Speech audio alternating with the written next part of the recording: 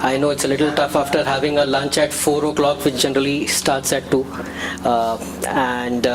Okay, anyways, I'm here to further discuss some more interesting facts about data centers today. So generally, most of the departments that we have been talking about right now are always in a constant fight to understand whether to go on cloud or whether to have the on-prem data centers and all, right? Okay, so just to bring out some interesting points, what is it that the industry is right now looking forward to in the data centers? So the first and the primary things which started the data centers was the on-prem data centers. What do we get in that? An on-prem data center gives you a guarantee of performance, the choice of products that you want. Does that happen in a cloud-based infrastructure? Yes, we get the virtualized environment of all these things, and we eventually get the performance. We do not get the performance benefits. We do not know what SLAs we are going to get. So what is the latest data center trends that we are talking about? The latest data center trends is everybody is looking towards modernization of the infrastructure that they've got. So for example, people were earlier talking about a simple power distribution units. Now they're talking of smart power distribution units. The cooling systems have changed. Everything is getting better monitored, etc.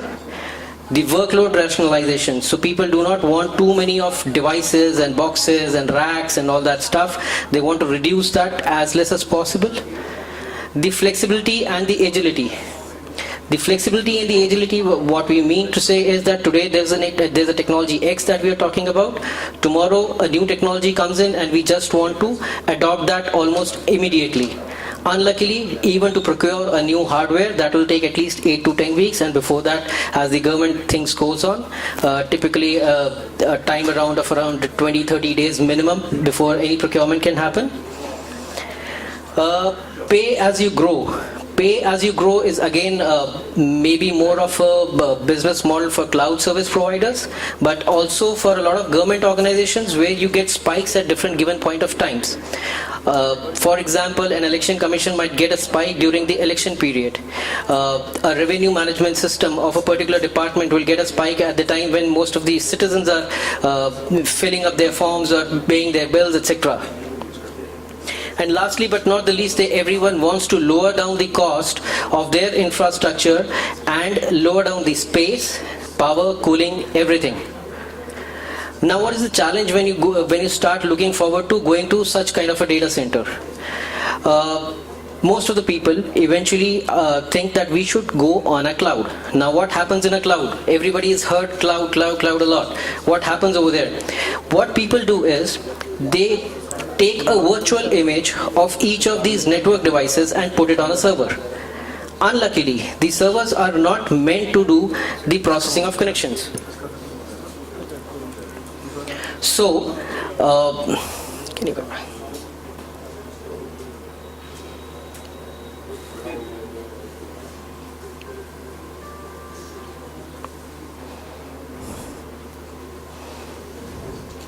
Okay. So what happens is once we virtualize these network functions, immediately people get an impact on the performance. So how many of us have really heard people deploying a virtual firewall in their data center? Anyone who has deployed a virtual firewall in their data center? No? There was a question which was asked to me in one of the forums, why don't you deploy a virtual firewall in a data center? A lot of CTOs eventually turned up and said that performance is one of the biggest questions. We don't want to own a new monkey and say that, boss, we have deployed it in a virtual environment and we are not getting the throughput that we required. So we all know that we have a dedicated hardware with ASICs and other things which can guarantee the performance, and the vendor typically ends up telling that, boss, I am going to give you a performance throughput guarantee in this particular device of an X level. That's what is written in the data sheets, right? Now, while doing all this, what the industry has traversed to is a new technology called SDN and NFV. SDN, as all of us know, software-defined networks. All the vendors in the market are right now talking about it. The IT industry is talking about it. and similarly the software defined and similarly the network function virtualization. So what does the network function virtualization actually means? For a layman, it is nothing else but putting a network device in a virtual environment. Now you put that on a server, you put that on a network device or anything. So SDN and NFV both are actually complementing each other, and SDN cannot happen without virtualizing this stuff. So an NFV is a must for any SDN. Now everybody wants to go for an SDN, but what are the real issues? Everybody likes to have an agility, a flexibility, cost benefits, but where does the issue comes? The performance SLAs. As soon as you go for the virtualization, the performance becomes a big challenge. Secondly, difficulty to deploy. Suddenly you need to understand virtualization as a concept. Suddenly you need to understand the operating systems, which a networking guy was never entrusted to know. System complexity. Obviously, with so many things coming into the play, people find it very complex when to design, how to size, how to get the performance, etc., etc. Eventually, since we all thought about it, Array came up with a very interesting product which is called a network function platform, which eventually solves this issue of flexibility and performance at the same time. Now I'll tell you something about Array. Array in fact started off in the year 2000. We are a US based organization and we've been there in India since around 10 years now. We have been blessed to have customers like UIDAI, ePassport, a lot of state data centers and treasuries working with us, and there's a good footprint of our products in most of the government organizations. So what do we bring on the table? That's what exactly most of the people are looking forward to.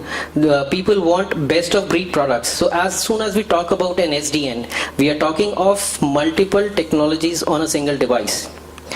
What does that mean? So I would want a firewall, a router, maybe a load balancer, maybe an SSL VPN, maybe an IPS, and so many other things to be run on a single device. Unluckily, this SDN is provided by a single vendor, and that single vendor is giving you all these products. He may be fantastic in product A, but may not be as good in product B or C or D. What happens end of the day to the customer is that while the customer has bought an X product, they are only able to use A and B part of it, and the C, D, E, etc. they have to compromise. Array, on the other hand, has brought a vendor agnostic product in which you can use the best of breed A, B, C and D products independent of the vendor. So you may have a firewall from vendor A, an IPS from vendor B, a load balancer from vendor C, an SSL VPN or a WAF from vendor D, and so on and so forth. So what do we get out of that? We get the flexibility, we get the best of breed product, we get time to move to a new technology that gets reduced drastically. So we can actually reduce a lot of time by when we want to upgrade to a new technology. We do not get bound to a particular vendor while we are talking about a particular technology. So a very recent attack which happened for ransomware, probably an X vendor was not able to block it. Now you want to move to a vendor B. How do you go about it?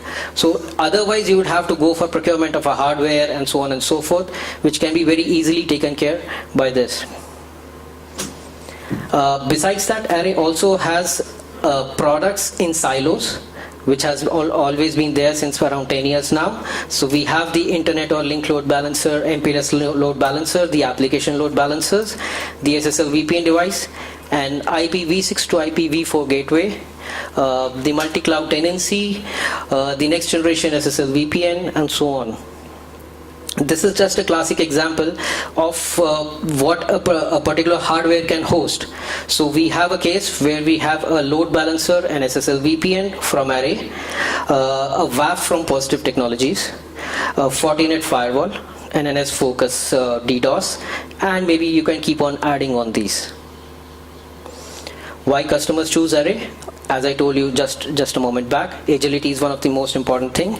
The hardware like SLA, or even on a virtualized environment, which is really very tough for most of the cloud service providers or data center service providers, even in the government segment. The deployment is pretty easy. You don't need to understand virtualization. It is already a virtualized device. You just have to pick and drop all the VMs that you have put on it. The vendor neutral approach. Most of the people, they prefer to have multiple vendors in their environment. They want X vendor for their A technology, a Y vendor for their B technology. So I'm just illustrating some of the use cases that has already been deployed. So this is one of the example where a data center was having multiple devices of load balancers. What they do was simply put this hardware and put the virtual instances on that. Since now we can guarantee an SLA and a performance, this can be done. Otherwise, putting all these on a single device generally reduces the performance. So all these were put on a single device and that could be used. A similar case where the customer was having a firewall, and as our friends also gave in their presentation, that SSL based traffic is very tough to identify and to inspect. So we had put an SSL device over there. Now that got consolidated. This is called encryption and decryption for all the security devices to inspect all the SSL traffic. The packet comes, gets encrypted, gets decrypted,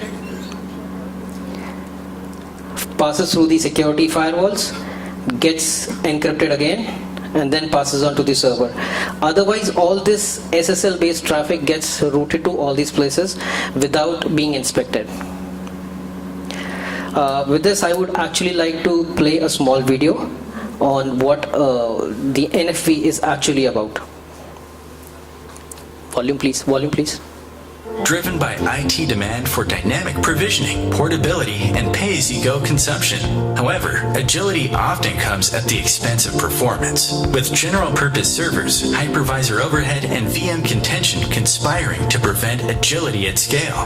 That's why Array has introduced the new Network Functions Platform, a virtualized hardware appliance specifically designed for hosting networking and security VAs. Our platform eliminates the trade-off between agility and performance, providing guaranteed performance for virtualized network functions and ensuring that vital networking and security VAs run at their peak. Leveraging an intuitive management system, variable size array or third-party VAs such as ADCs, WAFs, VPNs, and next-gen firewalls can be dynamically provisioned on a pay-as-you-go basis. And through our unique ability to assign reserved CPU, SSL, memory, and interfaces per VA, each networking and security function benefits from a superior level of guaranteed performance. Where SLAs are essential for business-critical applications and customers, where consolidation can translate to major savings in power, cooling, and space, and where best of breed is a defining enterprise strategy, Array leads the way. Uniquely designed and purpose-built, Array platforms guarantee performance for virtualized network functions, enabling agility at scale. To learn more about achieving your goals for high-performance virtualized networking and security, contact Array Networks today at 1-866-MY-ARRAY or sales-info@arraynetworks.com. That's it. Thank you everyone. Thank you.